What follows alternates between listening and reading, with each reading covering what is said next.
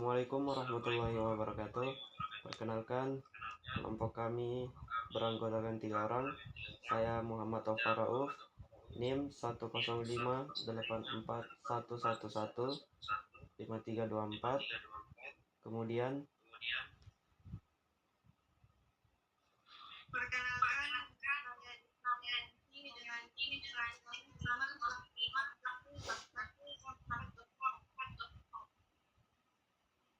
dan saya atas nama Pak Nabi Salam dengan NIM 10584111139B4. kami dari program studi informatika Universitas Muhammadiyah Makassar. Pada kesempatan ini kami akan mempresentasikan proyek ujian kelompok kami dengan judul segmentasi pelanggan menggunakan K-means clustering yang dioptimasi dengan particle swarm optimization atau disingkat PSO. K-means adalah salah satu algoritma clustering paling populer karena sederhana dan efisien. Namun, K-means memiliki satu kelemahan mendasar. Hasil akhirnya sangat bergantung pada posisi sentroid awal.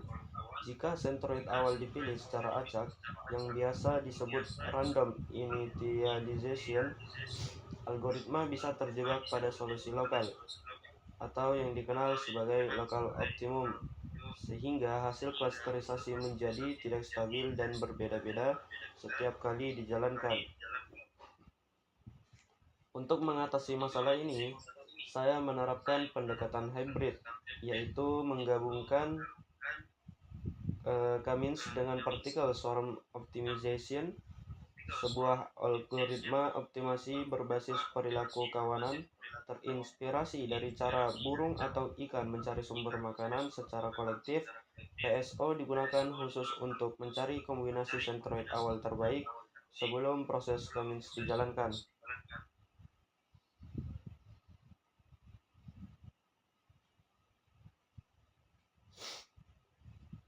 Selanjutnya akan dilanjutkan dengan rekan saya, yaitu Fahri Nabil Salam. Baik, terima kasih atas kesempatannya. Database yang digunakan adalah Mal Customer Segmentation.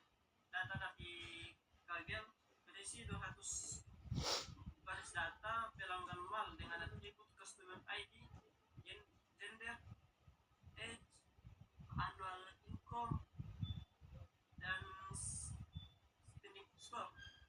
Untuk demo hari ini, aplikasi menyediakan data sintesis dengan struktur kolom yang identik sehingga bisa langsung dijalankan. Namun aplikasi ini juga mendukung upload file CSV asli dari Kagem melalui tombol upload CSV di sini. Belum menentukan jumlah cluster, saya menggunakan metode LPO dan square untuk mencari nilai K yang paling optimal. Dari grafik ini terlihat titik siku pada kurva WCSS dengan sebelum menentukan jumlah cluster, saya menggunakan metode LPO dan square untuk mencari nilai K yang paling optimal. Dari grafik ini terlihat titik siku pada kurva WCSS berada di sekitar K sama dengan 5, yang juga didukung oleh nilai silhouette score yang relatif tinggi pada K tersebut. Oleh karena itu, saya menetapkan jumlah cluster sebanyak 5 untuk analisis.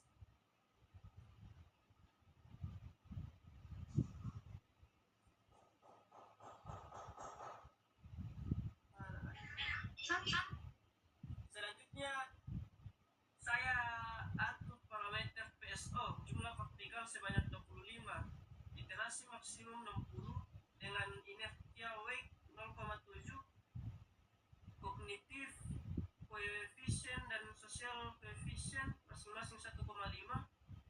Ini adalah nilai umum yang direkomendasikan pada literatur PSO agar swarm memiliki keseimbangan antara eksplorasi dan eksploitasi. Setelah parameter diatur, saya klik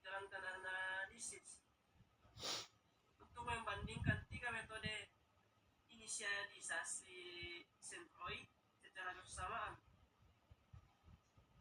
Random init, K-means, displace, dan PSO K-means.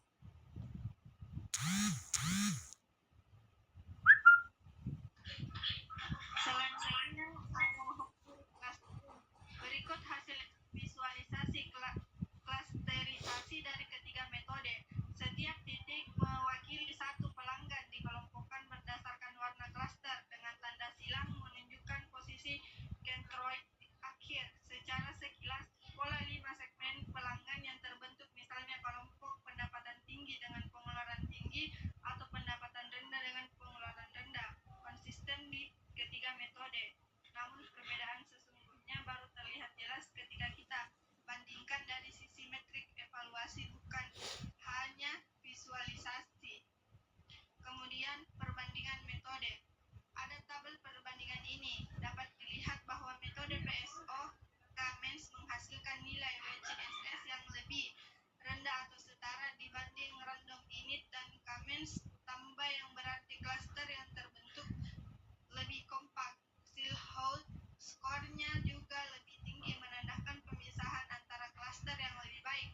Grafik di bawah ini menunjukkan kurva konvergensi PSO. Terlihat nilai fitness atau WCSS terus menurun seiring bertambahnya iterasi, membuktikan swarm partikel secara bertahap bergerak menuju kombinasi centroid dengan kualitas terbaik sebelum akhirnya diserahkan ke tahap refinement K-means. Kemudian ada uji stabilitas. Untuk membuktikan klaim bahwa PSO membuat hasil klasterisasi lebih stabil, saya menjalankan setiap metode sebanyak 10 kali dengan setiap acak yang berbeda. Hasilnya standar deviasi WCSS pada metode PSO K-means dibanding random init. Ini membuktikan bahwa PSO K-means memberikan hasil yang lebih konsisten di berbagai kondisi inisialisasi awal dan tidak mudah terjebak pada lokal optimum seperti pada K-means konvensional. Kakak, selanjutnya saya kembalikan ke materi pertama. Oke, jadi sebagai kesimpulan, penerapan particle swarm optimization untuk inisialisasi centroid pada K-means terbukti mampu meningkatkan kualitas klasterisasi dan stabilitas hasil dibandingkan inisialisasi random maupun K-means plus plus, khususnya pada dataset mall customer segmentation. Pendekatan hybrid ini dapat menjadi alternatif solusi untuk mengurangi resiko lokal optimum pada permasalahan clustering di dunia nyata, seperti segmentasi pelanggan untuk strategi pemasaran yang lebih tepat sasaran. Demikian presentasi dari kelompok kami. Terima kasih atas perhatiannya.